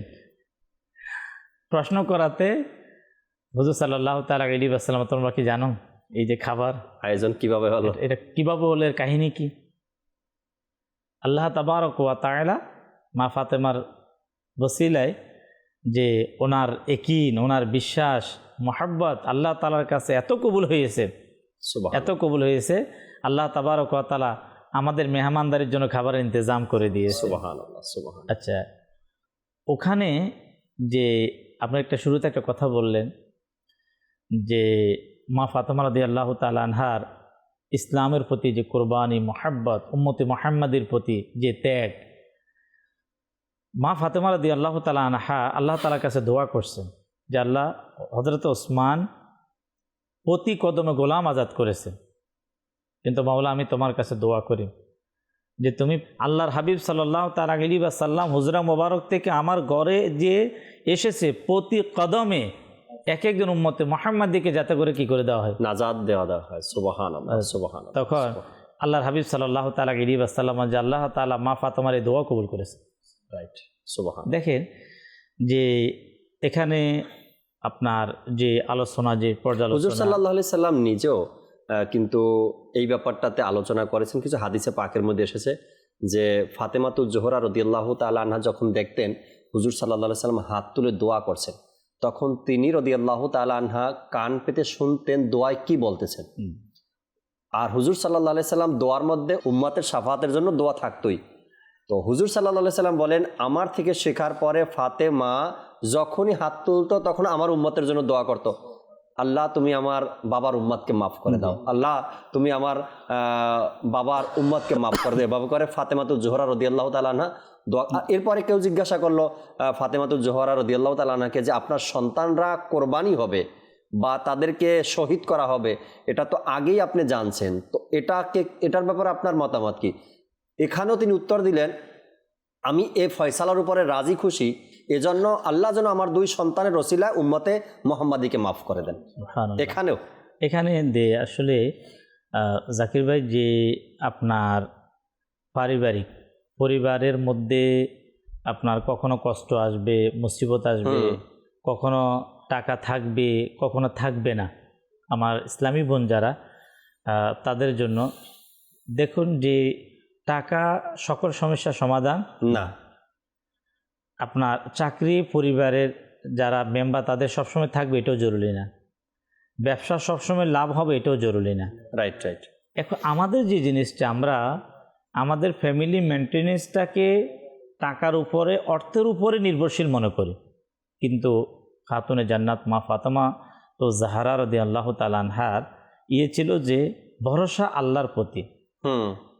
কাজ যে আমি যে কাজ করি এটার প্রতি ভরসা না, এটা হচ্ছে ওসিলা। এই যে দোয়াকে শামিল করা, আমাদের মা বোন যারা আছে, হয়তো কয়জন মা বোন পাওয়া যাবে যে স্বামীর শারীরিক সুস্থতার জন্য দোয়া করা, ব্যবসার জন্য দোয়া করা, অথবা উপার্জনের যে যতটুকু আমরা উপার্জন পাচ্ছি আল্লাহ তাআলার পক্ষ থেকে শুকরিয়া আদায় করে আল্লাহর কাছে দোয়া করা। তো মা ফাতেমা রাদিয়াল্লাহু তাআলা আনহা তিনি অভিযোগ করেন না যে দাওয়াত কিভাবে হবে, কিভাবে ইন্তজাম হবে, ঘরে তো কোনো কিছুই নেই, কি হবে না। এখানে যে জিনিসটা শিক্ষণীয়, আমি শুরুতে একটা কথা বলছি যে একটা পরিবারকে শান্তিময় করার জন্য মা ফাতেমা রাদিয়াল্লাহু তাআলা আনহার প্র্যাকটিক্যাল শিক্ষা এটাই যথেষ্ট আমাদের জন্য। রাইট। আচ্ছা, এর মানে কি কোনো আসবাব আমরা ছেড়ে দেবো, কাজ করব না? না, এটা ইসলামের শিক্ষা না। আমাদেরকে তাওয়াক্কুল, ভরসা, শুকর, দোয়া এটা আমাদেরকে শামিলে রাখতে হবে। এটা আমাদেরকে রাখতে হবে যে আল্লাহ তাআলার পক্ষ থেকে সাহায্য আসবে। আপনার আল্লাহ না করুক কোনো কারণে আপনার পরিবারের মধ্যে যার মাধ্যমে কি হচ্ছে, খাবারের ইন্তজাম হচ্ছে, যার ওসিলায় টাকার ব্যবস্থা হচ্ছে, তো তার যদি অ্যাক্সিডেন্ট হয়ে যায়, আচ্ছা তার যদি শরীরে এমন কোনো রোগ চলে আসলো, হয়ে যায়, তাহলে আমাদেরকে কি করতে হবে যে আপনার কর্মকে, কাজকে, আমরা যেটা ব্যবসা করি সেটাকে মাধ্যম হিসাবে গ্রহণ করব, আর ভরসাটা আমরা আল্লাহর উপর করব যে আল্লাহ তাবারক ওয়া তাআলা আমার রিজিকের মধ্যে বরকত দিবে। ঘরের মহিলা যারা আছে তারা পুরুষদেরকে সাহস দান করবে, তাদেরকে উৎসাহ দিবে। এবং এর পাশাপাশি যে মা ফাতেমা রাদিয়াল্লাহু তাআলা আনহা সহ পৃথিবীতে যত অসংখ্য আপনার নেককার মহিলাদের আপনার জীবনী পাবেন, যে তাদের আকাঙ্ক্ষা এটাই ছিল, তাদের চাওয়া পাওয়া স্বামীর পক্ষ থেকে এটা ছিল যাতে করে আমাদের ঘরে কোনো হারাম না আসে। দেখেন, এটা বর্তমানে মাদানী চ্যানেলের দর্শক শ্রোতা, আমরা যারা হয়তো এই মুহূর্তে প্রোগ্রামের সাথে, এমন কোন ফ্যামিলি আছে, এমন কোন পরিবার আছে, এমন কোন মহিলা আছে, আমার স্বামী সে তার চাকরি এই চাকরি করে, তার উপার্জনের ওই হচ্ছে এটা, তার ব্যবসা হচ্ছে এটা, তাহলে ওই হিসাবে আমার পরিবারের সন্তানের লেখাপড়া খাবার দাবার শেষ হয়ে যাওয়ার কথা, কিন্তু অতিরিক্ত কীভাবে আসছে, কীভাবে উনি নিয়ে আসলো, এটা কোথায় থেকে আসলো, এটা কি ঘরের মহিলা যারা, এটা কি তাদের দায়িত্ব না? তাদের দায়িত্বের মধ্যে শামিল। রাইট। একটু ডিসকাস করা যে আসলে এটা কিভাবে আসলো, এই পরিমাণে হয়তো আমাদের অর্থের ব্যবস্থা ছিল না, কিন্তু এটা চলে আসলো কিভাবে, এটা কিভাবে সম্ভব হলো। তো এখানে আপনার আমাদেরকে আমাদের ইসলামী বোন যারা আছে, আল্লাহ পাকের দয়ায় যদি আমরা এই বিষয়গুলোকে যদি আমরা একটু খেয়াল রাখি, যাতে করে আমরা কখনো আপনার হারামের দিকে চলে না যায়। দুইটা পয়েন্ট আজকে এই আমি যে আলোচনাটা করলাম, একটা হচ্ছে হারাম থেকে বাঁচার জন্য স্বামী তার স্ত্রী এবং পরিবারের যারা মহিলারা তাদের পুরুষদেরকে আপনার হালাল উপার্জনের দিকে কি করা, অন্যদিকে হচ্ছে গতানুগতিক বর্তমান যে পদ্ধতি এটাকে পরিহার করা। সেটা কি, যেটা সবচেয়ে দুঃখজনক, যার কারণে অসংখ্য পরিবারের ঘটনা ঘটেছে। কারো ভাই আত্মহত্যা করেছে, কারো স্বামী আত্মহত্যা করেছে, পরিবারের ওই মা বোন যারা তাদের প্রেশার ক্রিয়েটের কারণে। জি, এটা দিয়ে চলবে। হ্যাঁ, অতিরিক্ত চাহিদা। দেখেন অতিরিক্ত চাহিদা, তাহলে আবারও পিছনে আলোচনা দিকে যেতে হবে, সবর এবং শকর।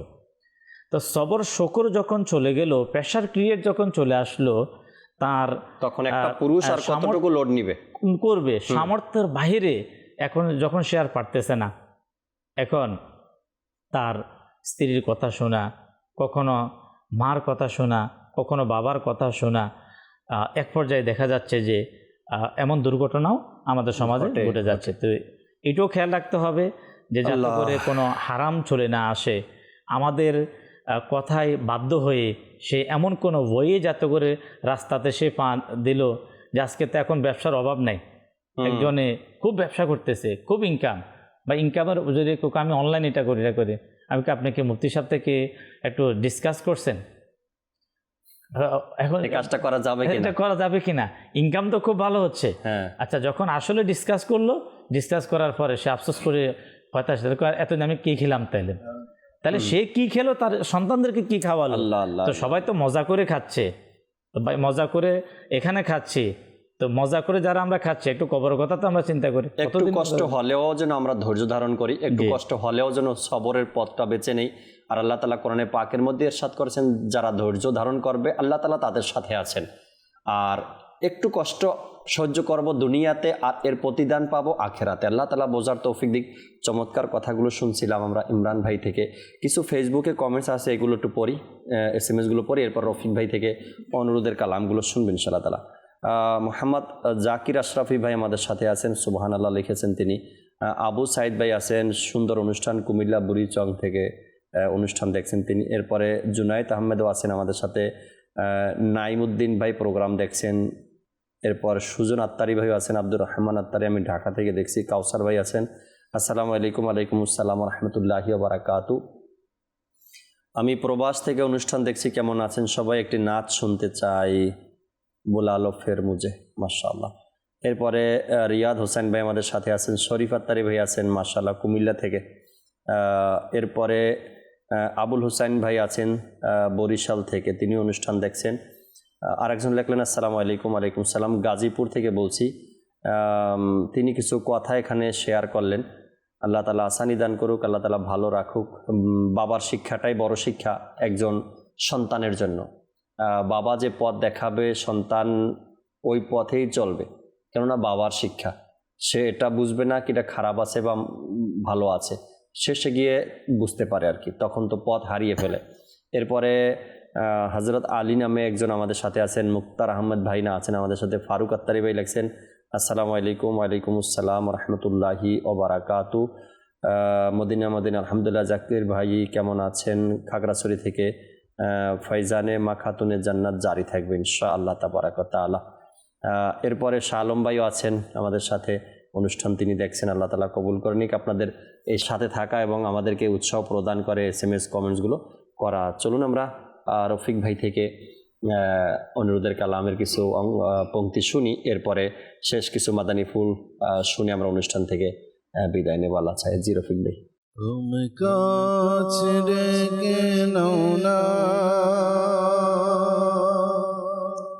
আমি কাছে ডেকে নাও না, মদনী মদিনে वाले প্রেম শোধা পান করাও না, মদনী মদিনে वाले আমি কাছে ডেকে নাও না, মদনী মদিনে वाले প্রেম শোধা পান করাও না, মদনী মদিনে वाले যখন হবে তোমার দিদার তখনই দেহ হবে আমার সাল্লাল্লাহু দেহ হবে আমার, যখন হবে তোমার দিদার তখনই দেহ হবে আমার সাল্লাল্লাহু দেহ হবে আমার স্বপ্নে এসো না, আমার স্বপ্নে এসো না, মদিনে वाले चमके तुझसे पाते हैं सब वाले, चमके तुझसे पाते हैं सब वाले, मेरा दिल भी चमकने वाले, बरसने देखे अब रहमत बरसने देखे अब रहमत बदो पर भी बरसने वाले, बदो पर भी बरसने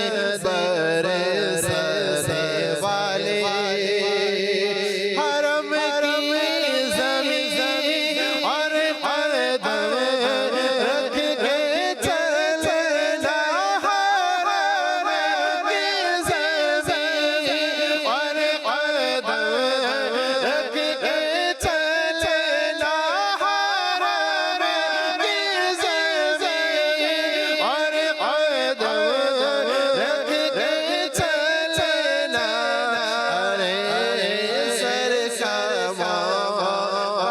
है हो जाने वाले, अरे सर का है हो जाने वाले। আল্লাহ তাআলা কবুল করেন এই চমৎকার কালাম। আল্লাহ তাবারক ওয়া তাআলা আমাদেরকে ওই পবিত্র ভূমিতে আদবের সাথে যাওয়ার মতো তৌফিক আল্লাহ আমাদেরকে দান করুক। যখনই যাওয়ার জন্য তো দোয়া করবই, আল্লাহ হেরেমে যাওয়ার তৌফিক দাও, দোয়া তো করবই, কিন্তু সাথে এটাও দোয়া করব আল্লাহ আদবের সাথে হেরেম শরীফে যাওয়ার তৌফিক দাও। আর এই কালামের মধ্যে কিন্তু আদবের কথাই বলা হয়েছে। হ্যাঁ, তো অনেক মানুষ তো যায়, অনেকেই যায়, প্রতিদিন হাজার হাজার মানুষ যায়। এমন কোনো মুহূর্ত বাকি নেই যেই মুহূর্তে কাবা শরীফের তাওয়াফ হচ্ছে না। নামাজ সালাম ফিরানোর সাথে সাথে আবার তাওয়াফ শুরু হয়ে যায়। কিন্তু আদব রক্ষা করাটা বড় কঠিন একটা কাজ। যদি আদব রক্ষা করতে না পারি তবে নিজের আমল বাঁচানোটাও মুশকিল হয়ে যাবে, নিজের আমল বাঁচানোটাও মুশকিল হয়ে যাবে। এই জন্য যখনই আমরা এই পবিত্র সফরে যাই, একজন এমন আশিকে রসুলকে চয়েস করি যার সাথে গেলে প্রত্যেকটা বিষয় আমি সুন্দর মতো পালন করতে পারবো, হুকুমগুলো পালন করতে পারবো, পাশাপাশি ইশকের যে কথাগুলো আছে, ভালোবাসার যে কথাগুলো আছে, আদবের যে ব্যাপারগুলো আছে, এগুলোও যেন আমাদের রক্ষা পায়, এগুলো যেন আমরা রক্ষা করতে পারি। এই হিসাবেই আমরা সফর করার চেষ্টা করব এবং আল্লাহ তাআলা সেই তৌফিক আমাদেরকে দান করুক। দর্শক শ্রোতা, আলোচনা শুনছিলাম খাতুনে জান্নাত ও মাওলা আলী রাদিয়াল্লাহু তাআলা আনহুর ব্যাপারে। ওই সকল মোবারক ব্যক্তিরা হেরেমকে দেখে দেখেই বড় হয়েছেন। দুনিয়াতে আসার পর থেকে হুজুর সাল্লাল্লাহু আলাইহি সাল্লাম থেকে হেরেমের কথা শুনতে শুনতেই বড় হয়েছেন এবং মানুষকে শিখাতে শিখাতে দুনিয়া থেকে তারা বিদায় নিয়েছেন। আল্লাহ তাআলা এই মহান ব্যক্তিদেরকে অনুকরণ করার আমাদেরকে তৌফিক দান করুক। ফাতেমাতুজ জোহরা রাদিয়াল্লাহু তাআলা আনহা ওই মহান সত্তা, যিনি নবী পাক সাল্লাল্লাহু আলাইহি সাল্লামের উম্মতের জন্য দোয়া করেছেন, কেঁদেছেন, কোরবানি, আত্মত্যাগ দিয়েছেন। আলী রাদিয়াল্লাহু তাআলা আনহু ওই মহান সত্তা যার প্রশংসা হুজুর সাল্লাল্লাহু আলাইহি সাল্লাম নিজে করেছেন তার ইলমের ব্যাপারে এবং ইসলামের জন্য আত্মত্যাগের ব্যাপারে। এরপর এদেরকে হুজুর সাল্লাল্লাহু আলাইহি সাল্লাম, এই মহান ব্যক্তিদেরকে হুজুর সাল্লাল্লাহু আলাইহি সাল্লাম পাক পাঞ্জাতন বলেছেন, নিজের আওলাদ বলেছেন। কত মহান ফজিলতের কথা কিতাবের মধ্যে, হাদিসে পাকের মধ্যে রয়েছে। এদেরকে ভালোবাসবো না তো কাকে ভালোবাসবো? এদেরকে অনুসরণ করবো না তো কাকে অনুসরণ করব? এদের পথে চলবো না তো কার পথে চলবো আমরা? আল্লাহ তাআলা সঠিক পথ আমাদেরকে অনুসরণ করার তৌফিক দিক। ইমরান ভাই, দেখতে দেখতে সময় একেবারে শেষের দিকে, আলোচনায় শেষের দিকে নবী করিম সাল্লাল্লাহু তাআলা আলাইহি ওয়াসাল্লাম একবার হযরত আলী রাদিয়াল্লাহু তাআলা আনহুর ঘরে প্রবেশ করলেন। তো দেখতে পেলেন যে হযরত আলী রাদিয়াল্লাহু তাআলা আনহু মা ফাতেমা রাদিয়াল্লাহু তাআলা আনহার সাথেই জাতা পিষে আটা বানানোর কাজে ব্যস্ত। হুজুর সাল্লাল্লাহু তাআলা আলাইহি ওয়াসাল্লাম জিজ্ঞাসা করলেন, তোমাদের মধ্যে কে সবচেয়ে বেশি ক্লান্ত এই মুহূর্তে? আচ্ছা। তো হযরত আলী বললেন, ফাতেমা। হে আল্লাহ রসুল। তো নবী করিম সাল্লাল্লাহু তাআলা আলাইহি ওয়াসাল্লাম মা ফাতেমা রাদিয়াল্লাহু তাআলা আনহাকে উদ্দেশ্য করে বললেন, হে আমার বেটি উঠো। তো মা ফাতেমা রাদিয়াল্লাহু তাআলা আনহার ওই স্থানে প্রিয় নবী বসে, মানে হুজুর সাল্লাল্লাহু তাআলা আলাইহি ওয়াসাল্লাম নিজে বসে মা ফাতেমা যে কাজটা করলেন জাতা পিষানোর, জি, ওই কাজটা হুজুর সাল্লাল্লাহু আলাইহি ওয়াসাল্লাম করা শুরু করলেন। সুবহানাল্লাহ। এখানে দুইটা জিনিস, যে একটা হচ্ছে হুজুর সাল্লাল্লাহু তাআলা আলাইহি ওয়াসাল্লাম থেকে শিখা, একটা হচ্ছে মাওলা আলী থেকে শিখা। সুবহানাল্লাহ। হুজুর সাল্লাল্লাহু আলাইহি ওয়াসাল্লাম থেকে শিখা এটা হচ্ছে যে আল্লাহর হাবিব হচ্ছে ওই নবী যিনি শুধু বলতেন না, করে দেখাতেন। সুবহানাল্লাহ। যেটা অসংখ্য ঘটনা, সাহাবা ইকরামদেরকে যুদ্ধের ময়দানে সফরে গেলেন, এক একটা দায়িত্ব দিলেন, হুজুর সাল্লাল্লাহু আলাইহি ওয়াসাল্লাম নিজেও একটা দায়িত্ব কি গ্রহণ করলেন। আচ্ছা, দ্বিতীয় নম্বর মাওলা আলী রাদিয়াল্লাহু তাআলা আনহু শিখা, এটাই হচ্ছে পরিবারের স্বামী স্ত্রী দুইজন থাকে, ঘরের কাজে মা বোনদেরকে সহযোগিতা করা। কেন হুজুর সাল্লাল্লাহু আলাইহি ওয়াসাল্লাম যখন ঘরে ঢুকলেন, দেখলেন যে দুইজনেই কি করতে লাগলেন? কাজে ব্যস্ত আছেন। কেন? উনি তো পুরুষ, উনি কেন কাজ করবে? এটা তো মহিলাদের কাজ, মহিলাদেরকে করতে হবে না। এটা ইসলামের অনেক বড় এক শিক্ষা, ঘরের কাজে মা বোনদেরকে সহযোগিতা করা। একবার মাওলা আলী রাদিয়াল্লাহু তাআলা আনহু ঘরে কয়েকদিন থেকে যখন খাবারের ইন্তজাম হচ্ছে না, ব্যবস্থা হচ্ছে না, তো মা ফাতেমা রাদিয়াল্লাহু তাআলা আনহা মতান্তরে দুইটা জিনিস আসছে, একটা হচ্ছে একটা পোশাক, একটা হচ্ছে কিছু সুতা দিলেন বিক্রি করার জন্য, বিক্রি করে যাতে ঘরের জন্য খাবার ইন্তজাম করা হয়। তাই 6 টাকায় বিক্রি করলেন, 6 দিরহামে বিক্রি হলো। তো বিক্রি হওয়ার পরে তিনি টাকাটা যখন হাতে পেলেন, আর একজন সাহাবী রাসূল নিজের ঘরে পেরেশানি এসে মাওলা আলীকে বলা শুরু করছে, বলে ঘরে কয়েকদিন থেকে খাবার নেই, খাবার ইন্তজাম নেই। দেখেন দয়া কেমন, যার ঘরে খাবার নেই তার কাছে এসে কি করতেছে, ওই সাহাবী নিজের পেরেশানি বলতেছে। মাওলা আলী রাদিয়াল্লাহু তাআলা আনহু এটি কত বড় ত্যাগ, কোরবানি, যে 6 টাকা নিজে ওই পোশাক বিক্রি করলেন অথবা সুতা বিক্রি করলেন মা ফাতেমার, ওই টাকাটাই সাথে সাথে ওই সাহাবীকে দিয়ে দিলেন। সুবহানাল্লাহ। তাই কিন্তু আসছে তো খাবারের জন্য, কিসের জন্য? খাবার কিনতে এসেছে। মা ফাতেমা তো কিছু খাবারের ইন্তজামের জন্য পাঠালেন। পরক্ষণে তিনি মাত্র টাকাটা দিলেন, চিন্তা করতে লাগলেন এখন কি করব। একজন ব্যক্তি এসে হাজির, একটা উট লিয়া, কি নিয়ে? উট নিয়ে এসে হাজির হয়ে গেল।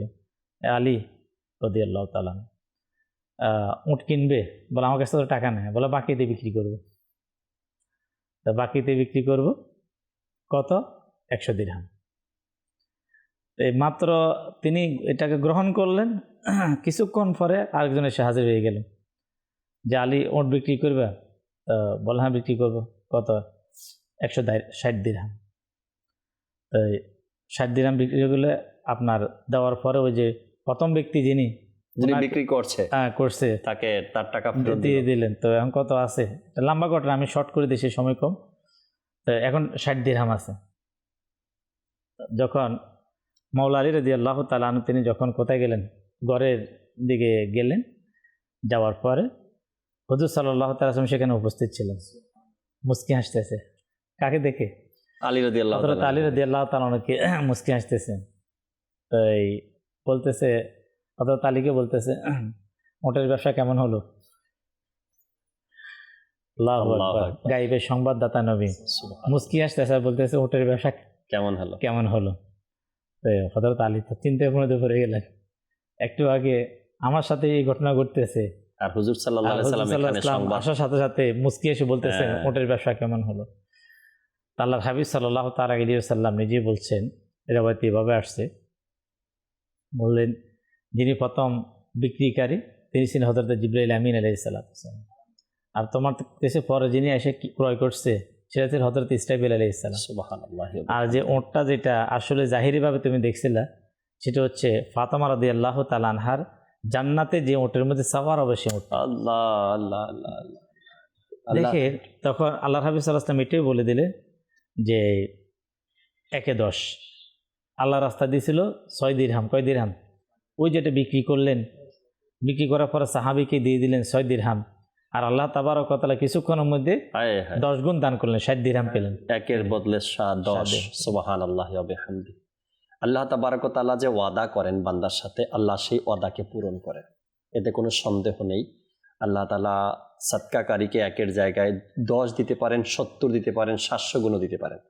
তো এই সকল মহান ব্যক্তিদের জীবনী থেকে যেন আমরা শিক্ষা গ্রহণ করে ধৈর্য, সবর, একে অপরকে জানা, চেনা, বোঝা, একে অপরকে বুঝতে পারাটাই হলো সংসারের মধ্যে শান্তির এক বিষয়, এবং ঘরের মধ্যে নেক এবং নেককার বানানোর পদ্ধতিটাও যেন আমরা ধরে রাখতে পারি। আল্লাহ তাআলা তৌফিক আমাদেরকে দান করুক। দর্শক শ্রোতা, আগামীকালকের প্রোগ্রামে আবার উপস্থিত হব, নতুন একটি বিষয় নিয়ে আল্লাহ চায় আলোচনা করব, আর আশা রাখি ততক্ষণ পর্যন্ত আপনারা মাদানী চ্যানেলের সাথেই থাকবেন।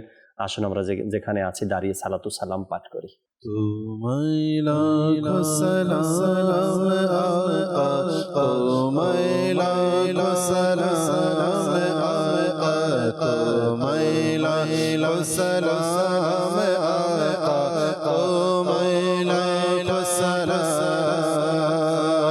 প্রিয় নবী সম্মানিত, সর্বগুণে গুণান্বিত, প্রিয় নবী সম্মানিত, সর্বগুণে গুণান্বিত, সম্মানিত গুণান্বিত,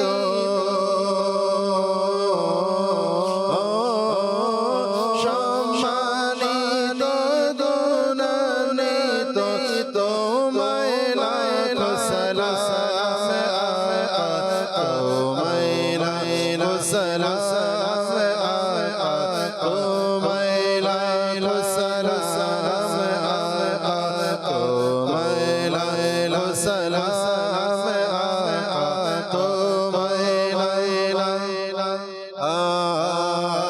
জ্ঞানের আলোকিত কিরণ তোমার বিছরিত, জ্ঞানের আলোকিত কিরণ তোমার বিছরিত, হয়নি কেহ তোমার মতো,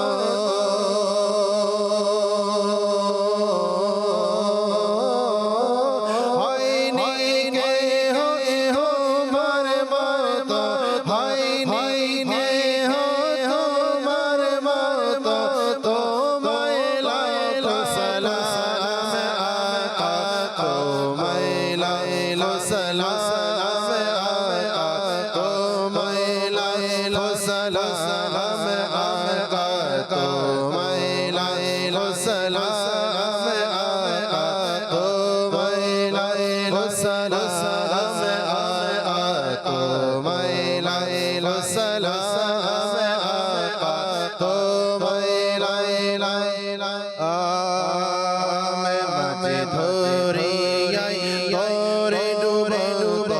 অসহায় তোমার উম্মত কত মাঝে ধরিয়াই তোরে ডুবে ডুবে অসহায় তোমার উম্মত কত পাচানা বিশ্বমানিত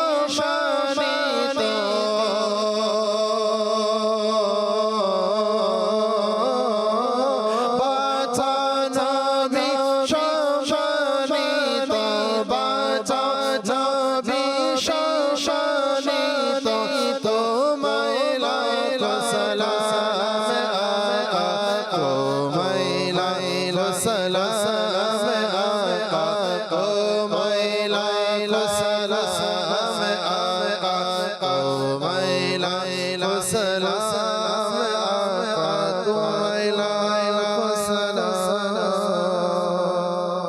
আসসালাতু ওয়াসসালামু আলাইকা ইয়া রাসূলুল্লাহ আসসালাতু ওয়াসসালামু আলাইকা ইয়া হাবিবাল্লাহ সুবহানাকা আল্লাহুম্মা ওয়া বিহামদিকা লা ইলাহা ইল্লা আনতা আস্তাগফিরুকা ওয়া আতুবু ইলাইক সুবহানাকা আল্লাহুম্মা ওয়া বিহামদিকা লা ইলাহা ইল্লা আনতা আস্তাগফিরুকা ওয়া আতুবু ইলাইক সুবহানাকা আল্লাহুম্মা ওয়া বিহামদিকা লা ইলাহা ইল্লা আনতা আস্তাগফিরুকা ওয়া আতুবু ইলাইক আসসালাতু ওয়াসসালামু আলাইকা ইয়া নবী আল্লাহ ওয়া আলা আলিকা ওয়া আসহাবিকা ইয়া নূর আল্লাহ লা ইলাহা ইল্লাল্লাহু মুহাম্মাদুর রাসূল। তাহাজ্জুদ আর ফজরের অভ্যাস আছে যার, রহমত পূর্ণ প্রভাত হয় তার।